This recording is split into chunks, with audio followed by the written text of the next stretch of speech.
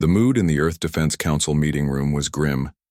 7 men and women sat around a large table, their faces lined with worry.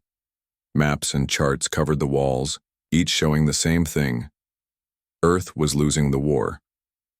Captain John Miller stood at attention, his blue uniform crisp despite the late hour. His dark eyes moved from face to face as the council members argued. Earth had been fighting the Veltraxian Empire for 7 years. Now most of their ships were gone. "We have one option left," said General Patricia Winters, her voice cutting through the noise. She pressed a button and an image appeared on the main screen. It showed a sleek warship unlike any other in Earth's fleet. The USS Intrepid. Captain Miller studied the ship. He had heard rumors about the Intrepid, an experimental vessel with technology that hadn't been fully tested. "Captain Miller," said General Winters, "we're assigning you to command the Intrepid. Your mission is to take this ship behind enemy lines." The room fell silent. No Earth ship had ever penetrated deep into Veltraxian space and returned. The Intrepid is equipped with a new phantom drive that should allow you to slip past their detection systems, explained Dr. William Harris, the chief scientist. "It's never been tested in combat, but our models show it will work." Miller nodded slowly. "And once we're in their territory?" "Strike at their command center," said General Winters firmly. "Show them that Earth can hit them where it hurts. Make them think twice about continuing this war." After the meeting, Miller walked to the observation deck. Through the large windows, he could see the Intrepid docked in the orbital shipyard. Its hull gleamed under the work lights as crews rushed to prepare it for the mission. "Quite a ship, isn't she?" said a voice behind him. Miller turned to see Lieutenant Kate Howard. She was tall and confident, with short brown hair and a reputation for being the best tactical officer in the fleet. "Lieutenant Howard," Miller said with surprise. "I didn't know you were stationed here." "I'm not," she replied. "I requested transfer to the Intrepid when I heard rumors about the mission. I assume you'll need a good tactical officer." Miller smiled slightly. "Howard, your record shows 9 disciplinary actions for ignoring protocol, and 14 commendations for successful missions as a result," she countered. Miller nodded. Kate Howard might break rules, but she got results. For a mission like this, that's exactly what he needed.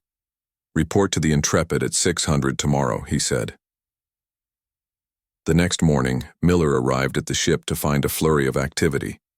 In the main engineering bay, he found Chief Engineer Sam Rodriguez arguing with a team of technicians.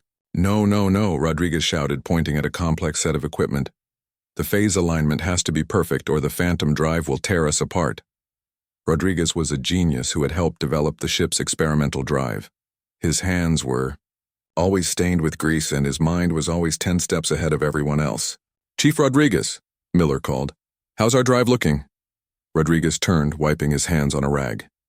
"Captain, it'll work. Probably. The phantom drive creates a bubble that should make us invisible to Veltraxian sensors. But it's never been field tested." "We'll be testing it soon enough," Miller replied. As Miller continued his tour of the ship, he met Dr. Laura Bennett, the ship's xenobiologist. She was studying Veltraxian biological samples in her lab. "Captain," she greeted him without looking up from her microscope. "Did you know that Veltraxians have a tertiary nervous system that allows them to sense danger? It's fascinating." "That's why they always seem to know when we're coming," Miller commented. "Exactly," Bennett said, finally looking up. Her eyes were bright with excitement. "But their psychology is even more interesting. They're deeply superstitious. Their culture is built around rigid hierarchies and beliefs." Miller raised an eyebrow. "How can that help us?" "If they can't explain something, they don't respond with curiosity like humans. They respond with fear," she explained. "We might be able to use that." Over the next 3 days, Miller assembled the rest of his crew. Many were like Howard and Rodriguez. Brilliant but unconventional, often passed over for regular assignments because they didn't fit in. For a mission like this, Miller needed people who could think differently. On the day of departure, the Intrepid's bridge was tense but focused. Miller sat in the captain's chair looking at his crew. "All systems are ready, Captain," reported Lieutenant Howard from the tactical station. Phantom drive is online, added Rodriguez over the comm. As ready as it'll ever be. Miller took a deep breath. Navigation, set course for the Veltraxian Central Command. Engage Phantom drive. The navigator, a young man named Jeff Barnes, entered the commands. Course set, sir. Phantom drive engaging in 3, 2, 1. The stars on the view screen blurred. The ship shuddered around them. Strange lights danced across the hull, and for a moment it felt like the Intrepid itself was fading from reality. Then everything stabilized. The bridge was silent as everyone looked at the view screen. They were no longer near Earth. Before them stretched an unfamiliar starfield. "Where are we?" Miller asked quietly. Barnes checked his instruments, then checked them again. His face went pale. "Sir, according to these readings, we're in the Veltraxian home system." "That's not possible," Howard said, rushing to check the navigation data. "We were supposed to come out near their outer defenses. The home system is much deeper, in their territory." "The Phantom drive must have overperformed," Rodriguez said, his voice excited over the comm. "It worked better than we calculated." Miller stood up slowly, staring at the screen. In the distance, he could make out the massive shapes of Veltraxian, orbital structures around a blue-green planet. "Sir," said the communications officer, "I'm picking up massive amounts of Veltraxian communications. They seem to be panicking." "They detected us already?" Miller asked. "That's just it, sir," the officer replied with confusion. "They haven't detected us, but something has them very alarmed. They keep repeating one phrase over and over." "What phrase?" Miller asked. "It translates roughly to, 'The destroyers have.'" "Come." Dr. Bennett rushed onto the bridge, her eyes wide. "Captain, we need to talk right now. I've been reviewing their communications and historical records. There's something you need to know about how the Veltraxians see humans." Miller looked from Bennett to the view screen, where the Veltraxian homeworld hung before them. They had come to strike a blow against the Empire. But now it seemed they had stumbled onto something much bigger, a secret that might change everything about this war. "Emergency meeting in my ready room," Miller ordered. "It seems we have an opportunity I never expected." In Captain Miller's ready room, Dr. Bennett spread her notes across the table. Miller, Lieutenant Howard, and Chief Rodriguez leaned forward to see her findings. The ship hummed quietly around them, hidden by the Phantom drive while in the heart of enemy space. "The Veltraxians have never actually seen humans up close," Dr. Bennett explained. "All our battles have been ship to ship in deep space, no direct contact." Miller frowned. "But we've been at war for 7 years." "Yes, but they've only fought our unmanned drones or ships they destroyed from a distance," Bennett replied. "And here's the important part. They have ancient myths about beings that match our description. Beings they call the destroyers." The door slid open and a man in a plain uniform stepped in. He wasn't wearing any rank insignia. "Captain, this is Dan Collins," Lieutenant Howard said. "He's an intelligence officer who's been undercover gathering information on the Veltraxians." "I wasn't told about any intelligence officers on my ship," Miller said, his voice sharp. Collins nodded.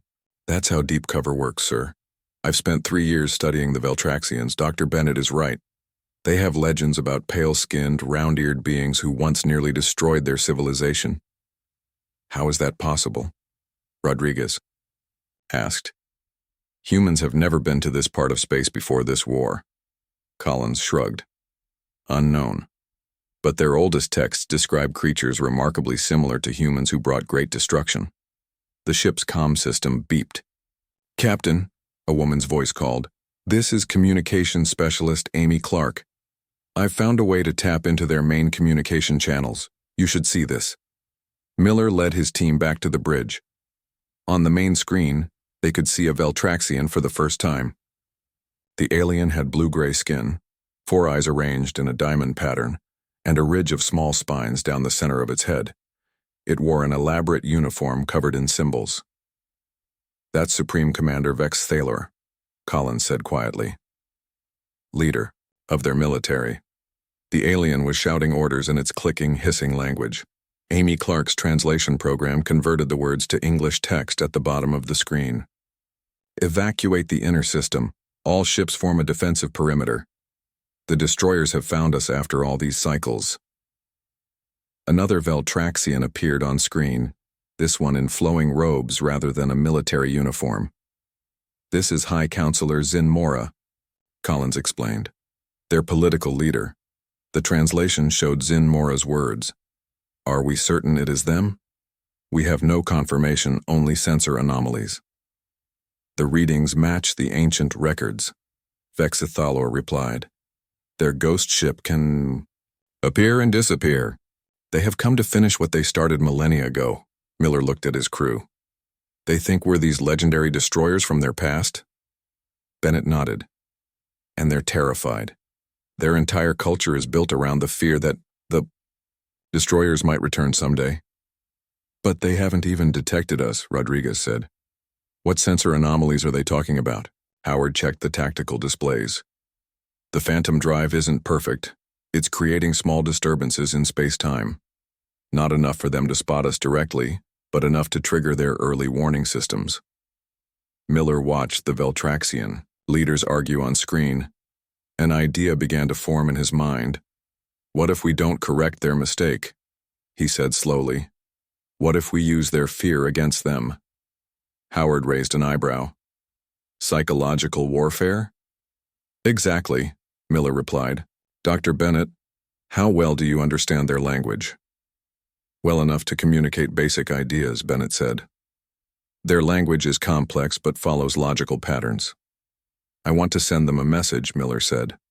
One that plays into their fears. The crew worked quickly. Bennett prepared a short message in the Veltraxian language. Clark figured out how to broadcast on their main communication frequencies. Rodriguez adjusted the phantom drive to allow them to transmit without becoming fully visible. When everything was ready, Miller gave the order. Send the message. On the view screen, they could see the reaction as their transmission reached the Veltraxian command center. Vexithalor froze mid-sentence. Zin Mora's four eyes widened in shock. Bennett's message played in the hissing, clicking language of the Veltraxians. Translated, it said, We have returned. Your time of judgment approaches. The effect was immediate. Alarms sounded throughout the Veltraxian command center. Officers rushed to stations. Ships began moving in chaotic patterns. It worked, Howard said with surprise. They're completely panicked. Now we need a plan, Miller said. We can't keep hiding forever, and we still have our mission, to strike, a blow that might end this war. Captain, Collins said, there's something else you should know.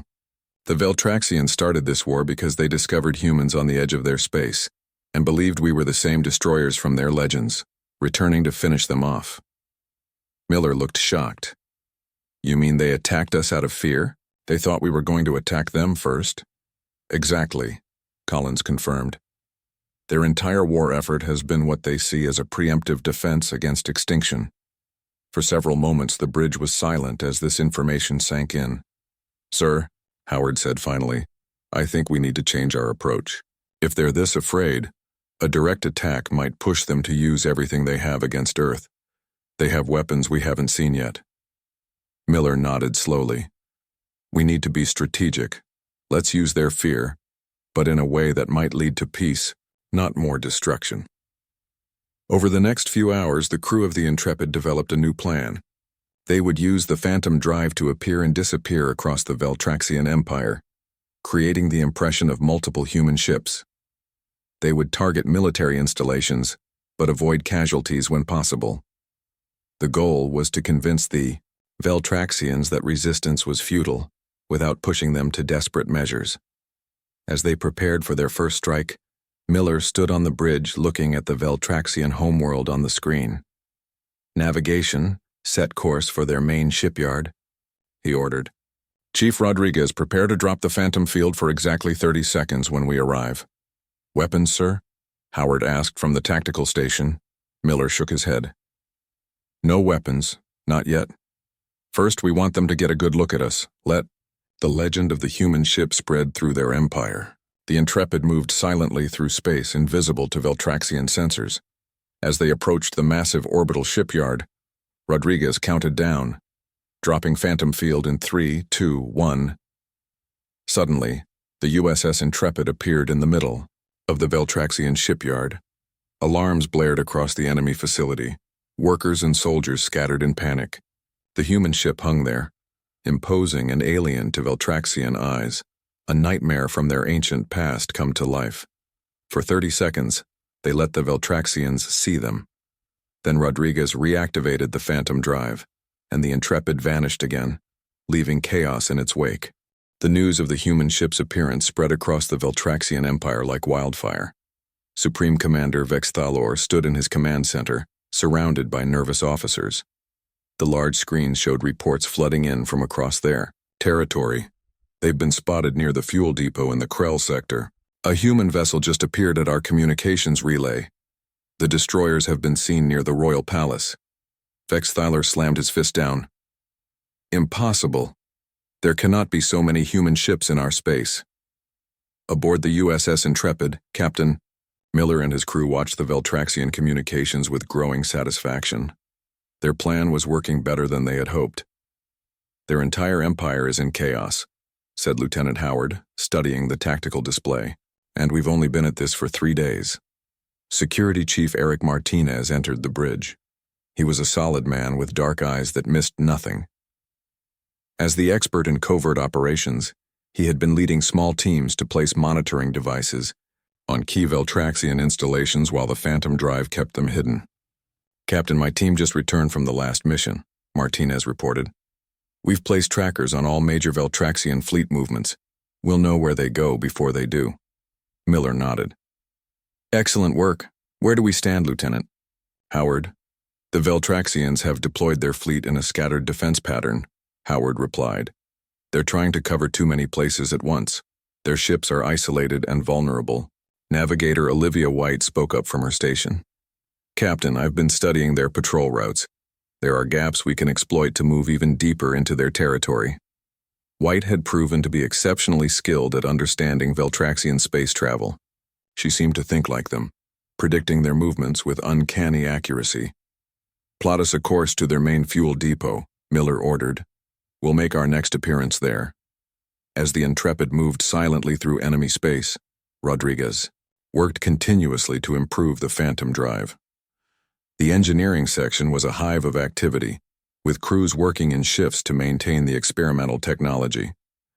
The drive needs an 8-hour cooldown period, Rodriguez explained to Miller during their daily briefing. We can't keep jumping in and out of visibility without risking a complete failure. That gives us 8 hours between appearances, Miller noted. Make sure the drive is ready for our next scheduled appearance.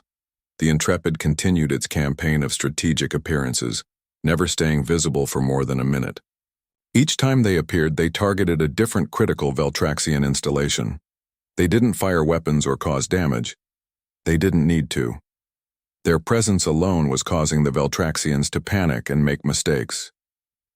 Junior Officer Paul Davis had become an unexpected part of their psychological warfare. During one appearance, he had been standing near a viewport when Veltraxian cameras captured his image. Now, his face was being shown across the Empire as the face of the human Spectre. Veltraxian propaganda warned their people to watch for this terrifying human. Davis found it amusing. I never thought my face would scare an entire empire, he said as the crew shared a rare moment of laughter in the mess hall. The mood changed when communications specialist Amy Clark rushed in. Captain, you need to see this, she said urgently. The Veltraxians are firing on each other. Back on the bridge, they watched in shock as Veltraxian ships engaged in battle with one another near a major space station. They're so afraid of us that they're seeing the Intrepid everywhere, Howard explained. These ships thought they were firing at us. Miller shook his head. This is getting out of hand. I wanted to create confusion, not cause them to destroy themselves. Just then, a strange signal came through their communication system. Captain, someone is trying to contact us directly, Clark said with surprise. It's on a highly encrypted channel. Can you trace it? Miller asked. Already did. It's coming from the Veltraxian capital city. Miller hesitated, then nodded. Put it through, audio only. A soft, clicking voice came through the speakers, speaking carefully in broken English. Human ship. This is High Counselor Zin Mora. We must speak. Secretly. Miller glanced at Intelligence Officer Collins, who nodded encouragingly. This is Captain John Miller of the USS Intrepid. We're listening. This war, mistake, Zin Mora said, struggling with the human language. Based on fear. Old stories. I wish to end conflict. Hope flickered through the bridge crew. Could this really be a peace overture from the Veltraxian leadership? We're willing to discuss peace, Miller replied carefully. But your forces continue to attack Earth. Supreme Commander Vex Thaler controls military, Zin Mora explained. He believes only total victory will save us, but I can arrange meeting, neutral location, to talk peace. After the communication ended, Miller called his senior officers for an emergency meeting. It could be a trap, Martinez pointed out. Or, it could be our best chance to end this war, Miller countered. Dr. Bennett, what's your assessment? Bennett considered carefully. Veltraxian culture places high value on honor. If Zin Mora is offering peace talks, it's likely genuine. However, there are clearly factions within their leadership. Their discussion was interrupted when the ship suddenly rocked violently. We're under attack. Howard's voice came through the comm. Multiple Veltraxian warships have locked onto our position. Everyone rushed back to the bridge. The Phantom drive was still active. The Intrepid should have been invisible. How did they find us? Miller demanded.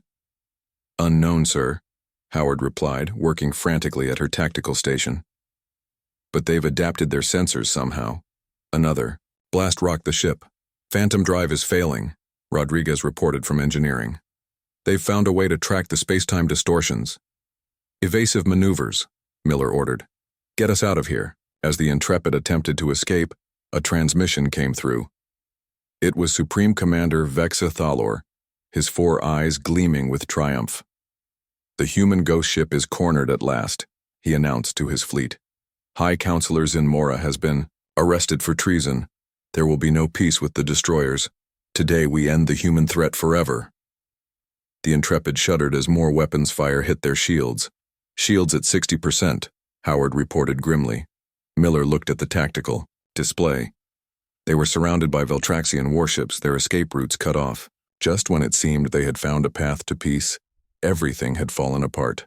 Captain, Rodriguez called from engineering, his voice urgent. I might have a way out of this, but it's risky and completely untested. Miller looked at the approaching Veltraxian ships on the view screen. We're out of options, Chief. What's your plan? A phantom drive overload, Rodriguez explained. It might create a large enough distortion to disable their ships temporarily. Miller didn't hesitate. Do it. As the Veltraxian ships closed in for the kill, the Intrepid's engines began to emit a strange pulsing glow. The phantom drive's hum grew louder, changing pitch until it was almost painful to hear. Then suddenly, everything went white. When Captain Miller opened his eyes, the bridge of the USS Intrepid was bathed in red emergency lighting. Warning alarms beeped softly. The main lights flickered back on as backup systems came online. Status report, Miller called out, helping Lieutenant Howard back to her feet. All Veltraxian ships in the area have been disabled, Howard reported, checking her tactical display. But we're not in much better shape. Main power is down. Chief Rodriguez's voice came through on the comm. System, rough with exhaustion. The phantom drive overload worked, but it's completely burnt out now. We're visible to everyone and we can't hide anymore. Miller looked at the view screen. The surrounding Veltraxian ships drifted lifelessly, their systems temporarily shut, down by the energy pulse from the Intrepid's phantom drive. How long until they recover? Miller asked. An hour, maybe 2, Howard estimated. But we'll need at least that long to get our engines back online. The situation was dire. Without the phantom drive, the Intrepid had lost its key advantage. They were deep in enemy territory with no way to hide and limited means to fight back. Captain, Communications Officer Amy Clark called. I'm picking up transmissions from across the Veltraxian Empire. News of our presence here is spreading fast, but something else is happening too. She put the transmissions on screen. The crew watched in amazement as reports came in from multiple Veltraxian worlds. On several planets, local governments were openly questioning Supreme Commander Vexith Thalor's leadership. Some were even declaring independence from the Empire. It's chaos out there, Intelligence Officer Collins observed. Vexith Thalor's coup against Zin Mora has fractured their political structure. Some colonies are siding with Zin Mora, others with Vexith Thalor, and some are just taking the opportunity to break away completely. A new face appeared on the communication channel, a Veltraxian female with lighter blue skin than most they had seen. She spoke in careful, clear English. This is Lisa Grant, coordinator of the Free Colony Resistance. We've been watching your ship. We want to help. Miller exchanged looks with his officers. How do we know this isn't another trap? You don't, Lisa replied bluntly. But I can tell you that Zin Mora has escaped custody and is rallying support among the outer colonies. Many of us have opposed this war from the beginning. We saw what you did, appearing and disappearing without causing casualties. You could have destroyed our installations, but you didn't. Miller considered this. What kind of help can you offer? Safe harbor at our colony while you repair your ship, Lisa said. And information about Vex Thalor's next move. He's desperate now, and a desperate Veltraxian is dangerous.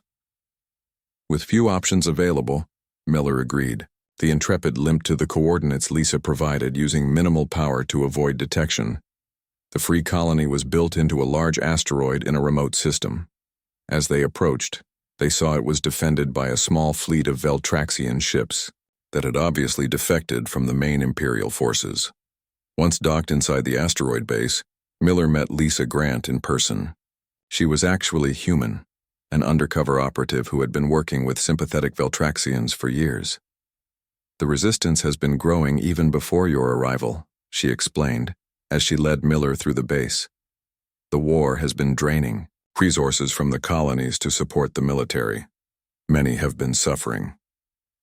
In the main control center, Miller met several Veltraxian rebels. Among them was a scientist named Mektora, who approached Miller cautiously. Your ship's appearance has fulfilled an ancient prophecy, Mektora explained. Not the one about destroyers. That's propaganda Vex Thalor's family has pushed for generations. There's an older prophecy about visitors who would break the Empire's chains. While the Intrepid underwent repairs, Communications Officer Ryan Green worked with the rebels to establish direct broadcast to Veltraxian citizens. They started sending messages explaining that humans had no desire to destroy the Veltraxians, only to end the war. It's working, Lisa told Miller after a few days. People are listening. More colonies are declaring support for Zin Mora and peace talks. Just as things were looking more hopeful, Lieutenant Frank Phillips, who had been working on new defense systems, rushed into the command center.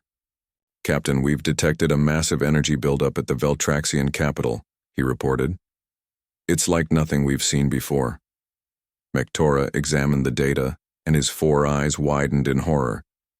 It's the Void Spear, a weapon of last resort that can tear a hole in space-time. Vex Thalor is preparing to use it against your homeworld. Can we stop it? Miller asked. If we can get close enough, Mektora said. But the capital is heavily defended now. Miller faced a terrible choice. The Intrepid was repaired, but still lacked the phantom drive. Going back to the Veltraxian capital meant facing the full might of their military. But if they didn't stop the Void Spear, Earth could be destroyed.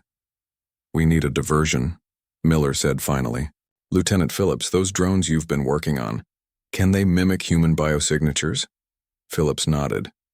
They can. I've built 20 of them so far. And can they be programmed to appear in different locations across Veltraxian space? Yes, sir. They're designed to be deployed from our shuttle bay and can travel independently. Miller's plan took shape quickly.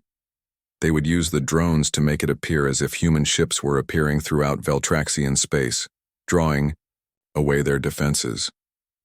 Meanwhile, the Intrepid would approach the capital with the help of the rebel fleet. High Counselor Zin Mora, who had joined them at the rebel base, offered additional help. I still have supporters within the capital. They can disable some of the defense systems when you approach. As they prepared for what might be their final mission, Miller addressed his crew. When we left Earth, our mission was to strike a blow against the Veltraxian Empire. Now we understand that this war started because of fear and misunderstanding. Our mission has changed. Now we fight not just for Earth, but for peace with a people who could become our allies. The plan was set in motion. The drones were launched, spreading across Veltraxian space. Soon, reports flooded in of human ships appearing everywhere at once. Just as they hoped, Vex Thalor dispatched his ships to chase these phantom intruders. The Bog, Intrepid, escorted by the rebel fleet, approached the Veltraxian capital. As promised, several defense systems mysteriously went offline. They were getting closer to their target when disaster struck. A hidden Veltraxian battlecruiser emerged from behind one of the capital's moons. Before anyone could react, it fired directly at the Intrepid. The ship shuddered violently. Alarms blared across every deck. Direct hit to our main engines, Rodriguez reported. We're losing power fast. On the view screen, they could see the massive Void Spear installation powering up, a terrible glow building at its center. They were so close, but now the Intrepid was crippled, drifting in space. We've come too far to fail now, Miller said grimly. Divert all remaining power to the forward thrusters. We're going to ram the Void Spear. The Intrepid lurched forward on its collision course with the Void Spear. Captain Miller gripped his chair as the damaged ship struggled to gain speed. All hands, prepare for impact, he said calmly over the ship-wide comm. Every person aboard knew what this meant. They would destroy the weapon that threatened Earth, but they might not survive to see it. Lieutenant Howard looked at the captain from her tactical station. It has been an honor serving with you, sir. Before Miller could reply, a new alert sounded. Captain, Amy Clark called out from communications. Multiple ships dropping out of faster-than-light travel near our position. Miller's heart sank. More Veltraxian ships would make their sacrifice meaningless. The view screen flickered, showing the space behind them. But instead of Veltraxian vessels, Miller saw the familiar shapes of Earth ships. This is Admiral Mary Johnson of the Earth Defense Fleet, came a strong female voice over the comm. Looks like you could use some help, Captain Miller. Relief and disbelief spread across the bridge. Earth ships here in the heart of Veltraxian space, Admiral, Miller responded, his voice steady despite his shock. The Veltraxians have a superweapon powering up. We were about to ram it. We have a better idea, Admiral Johnson replied. Stand by. The Earth fleet moved with precision. 3 destroyers targeted the Void Spear installation with concentrated fire, while others engaged the remaining Veltraxian defenses. Meanwhile, a support vessel moved alongside the drifting Intrepid. How did you find us? Miller asked as his ship was taken in tow. How did you get here? Your Phantom Drive technology, Johnson explained. When you disappeared, Earth scientists kept working on it. We built more ships with the drive, and thanks to the chaos you've created in Veltraxian space, we were able to slip through their defenses. On the view screen, Miller watched Earth ships bombard the Void Spear installation. The weapon's glow dimmed and then went dark as its power core was destroyed. Supreme Commander Vex Thalor's ship is attempting to escape, Lieutenant Howard reported. Admiral Johnson's voice came through again. Let him go. We're not here to hunt down their leaders. We're here to end this war. The Earth fleet formed a protective circle around the damaged Intrepid and the rebel Veltraxian ships.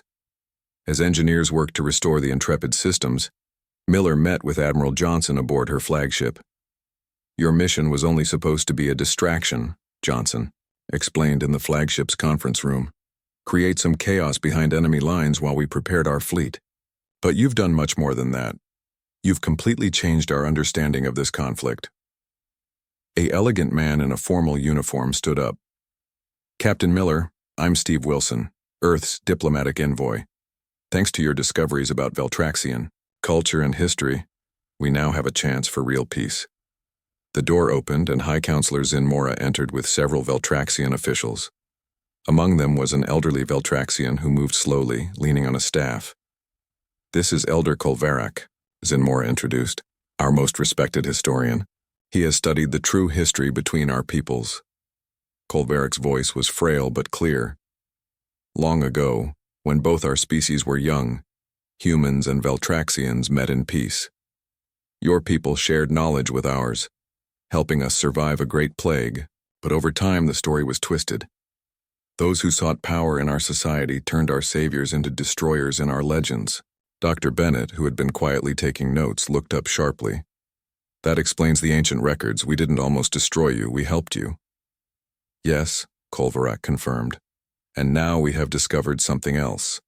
The recent conflicts between our peoples were encouraged by transmissions from a third species, one that has remained hidden, manipulating both humans and Veltraxians into war. Miller exchanged glances with Admiral Johnson. A third species, who? We don't know yet, Zin Mora said, but they sent falsified communications to both our peoples, making each think the other was preparing to attack. As they talked, Lieutenant Karen Taylor, a quiet officer who specialized in communications, had been working on her tablet. She suddenly spoke up. I've been analyzing the data from both our ships and the Veltraxian records. I think I've found a pattern in the false communications. They originated from the Cygnus sector.